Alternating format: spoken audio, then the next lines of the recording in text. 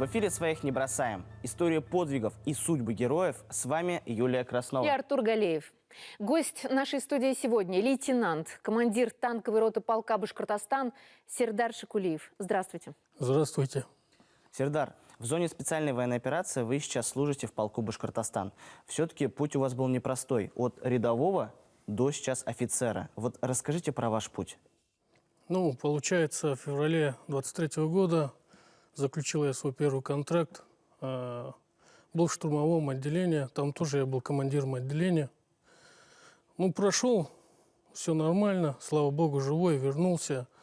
По приезду домой было ощущение, что что-то я не сделал до конца, вот, недоделанное дело. Решил заключить свой второй контракт. Заключил, попал в полк Башкортостан, получается. Ну, и за проявлен, я так думаю, командование вот отправило меня учиться в наше училище в Казань танковое. Я отучился, получил сперва младшего лейтенанта. Вот, недавно вот получил лейтенанта и стал командиром танковой роты. Сейчас вы в отпуске, и, насколько знаю, всего на 2 недели. Ваш не первый отпуск. Дома вас ждут 3 прекрасные дочери, супруга. Как вас вообще туда отпустили? И вот чем планируете заняться в этот короткий отпуск? Ну, планирую, конечно, семьей побыть с детьми. Вот как раз перед отпуском у меня родилась 3-я дочка. Поздравляем. 2 октября, спасибо. Вот. Ну, конечно, семья не хотела отпускать меня. Я думаю, любая семья не хочет отпускать там своего мужа или брата, отца. Ну, понятное ну, а дело. сейчас Но... гордятся у вас ордена, медали? Ну, конечно, гордятся. Гордятся, что папа молодец, наверное. Вот. Ну, вы для них герой в первую очередь. Ну, конечно. Это в первую очередь я принимаю участие в специальной военной операции, это ради семьи, ради своих детей. Это все, что я делаю, это делаю только чисто для них. Чтобы они не знали, что такое война. Да, да, абсолютно верно, чтобы они не видели. Просто, ну, вот человек, который побывал там, видел все эти разрушения, много горя. Я не хочу, чтобы у нас дома было так же. В полку Башкортостан служит много национальностей. Вы у нас туркмен, если не ошибаюсь. Да, так точно, верно. Я по национальности туркмен. Отец туркмен, мать у меня татарка из Башкортостана. Ну, в полку у нас национальностей много, но мы там...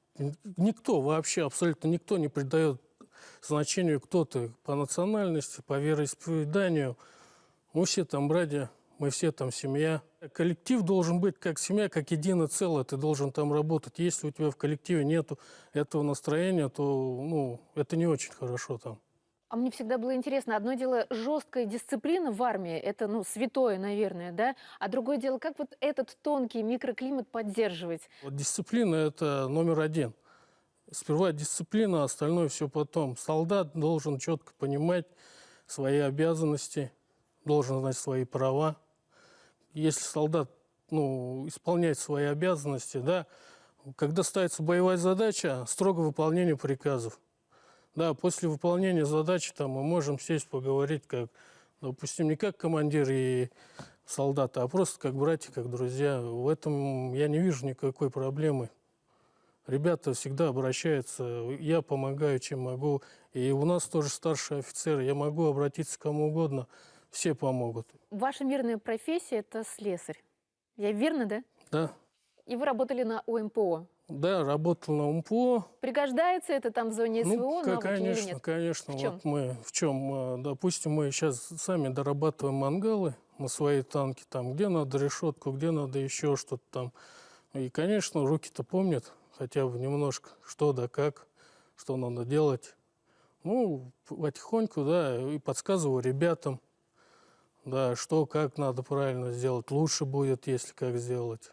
Конечно, помогает профессия. Мы знаем, что в вашем подразделении служил механик-водитель, который, к сожалению, во время боевой задачи получил тяжелое ранение. Что-то связанное с рукой у него, правильно?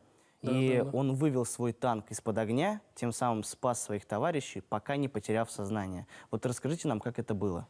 Ну, была поставлена задача поддержать наши штурмовые группы. Задача была такая – работать прямой наводкой по огневым позициям противника. выкатился, значит, танчик до момента, пока он выдвигался до точки открытия огня, было все нормально. Но уже тогда по ним начала работать артиллерия, все дела так.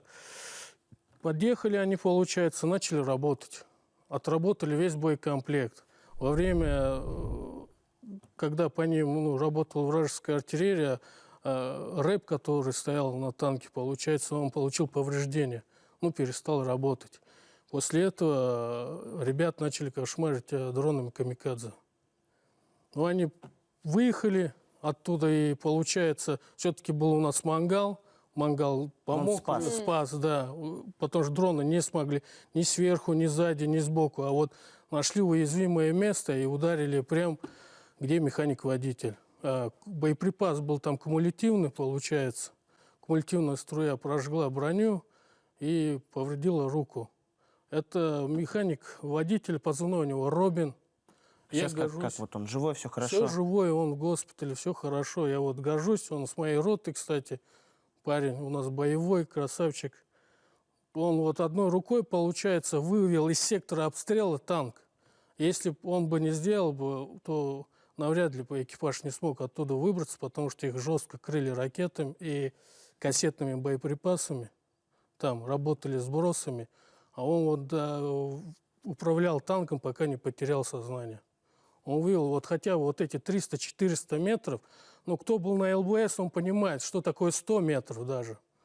А это целых 300-400 метров, это, для меня это подвиг. Я горжусь, и я буду равняться на Робина. Юлия, вот на таких бойцах, на таких товарищах наша армия точно победит в ближайшее время. И не только армия, на таких героях вся страна держится, я считаю. Это не каждому под силу совершить геройский поступок. Это и отличает вас от большинства, наверное. Я знаю, что у вас необычный позывной. Да, позывной у меня... Как конфета. Каракум, да, я помню, да, меня тоже так назвали, прям как конфетка. Почему? Какое-то время я жил на территории Туркменистана, там есть пустыня Каракум. И решил так выбрать этот позывной Каракум. Задача у нас сейчас одна – это победить обязательно. И чтобы все наши бойцы вернулись здоровые и с победой. Но скажите, что бы вы могли пожелать тем нашим бойцам невидимому фронту, кто сейчас работает в тылу, приближает победу?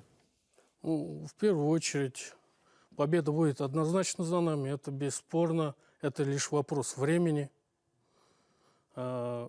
Хочу сказать спасибо всем нашим бабушкам, тетям, сестрам, которые плетут массети нам, делают окопные свечи. Массети – это, так как я танкист, я знаю, что такое массеть и как она нам нужна. И тут, допустим, весной у тебя одного цвета массеть, а осенью уже нужна другого цвета, а зимой еще третьего цвета. И тыл у нас, слава богу, все хорошо, обеспечивает, нормально все вовремя приезжает. И, я не знаю, без тыла надежного, я думал, мы бы уже не сделали того, что сделали уже сейчас. Но вот эта гуманитарная помощь, она же приходит не одна, и не только то, что личные вещи или вы заказываете из техники, да?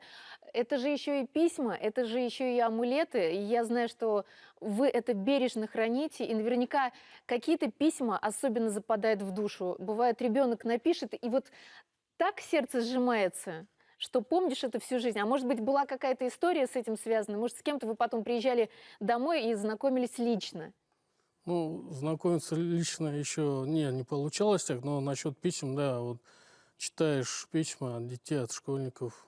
Я даже сам иногда плачу, когда читаю. Я не стыжусь этого сказать. В блиндаже, можно сказать, у меня, наверное, обклеен письмами от детей. Одно письмо у меня, оно всегда в куртке, в кармане. Я его всегда ношу. Когда читаю, прям хочется плакать. Мы видим, что у вас есть медаль за отвагу, медаль Суворова, медаль участника специальной военной операции, медаль имени Галиши и Муратова. Что значит для вас эти награды? Для меня что значит, как вам сказать? Каждая награда – это подвиг. Но я не считаю это подвигом, это наша работа. Мы сами ее выбрали. Это, как бы вам сказать, ну, благодарность, можно вот так сказать, я не знаю, как это вам объяснить, но никто за медалями же не гонится там. Там у нас есть свои четкие задачи. Все ребята пришли добровольно, они понимают, зачем, почему мы здесь. Ну, награду получать, само собой, это очень приятно. Такое чувство, что тебя все-таки ценят, то, что ты делаешь, ну, значимое. Мы сделаем все правильно. Ну и какие у вас в заключение хочется узнать планы на будущую мирную жизнь? Ближайшие планы, когда вы уже вернетесь в зону СВО? Ну, ближайшие планы. Ну, после того, как я вернусь, я, наверное, сразу к ребятам своим. Туда, на позиции. Все-таки, не знаю, хочется. Уже скучаю по ребятам. Что привезете? Мед, чак-чак, баурсак? Все. Козлык. Просили козлык. Да, ребята любят. Мед обязательно башкирский. Тем более сейчас время, когда надо чай с медом пить. Холодно становится потихоньку. Ну, и что попросят, ребятам привезу. Ну, ребят люблю я своих. Они у меня все молодцы. А мирная жизнь, насчет мирной жизни пока не задумывался. Надо нам закончить это все. Тогда уже решим, что нам надо делать. Вместе со сладкими подарками передавайте ребятам наши пламенные приветы. Обязательно. И обязательно возвращайтесь живым и здоровым. Спасибо, постараемся. Спасибо вам. Вам спасибо. Спасибо. Это была передача «Своих не бросаем» о подвигах современных героев, о тех. Кто приближает победу в тылу. С вами были Артур Галеев И Юлия Краснова. Увидимся через неделю.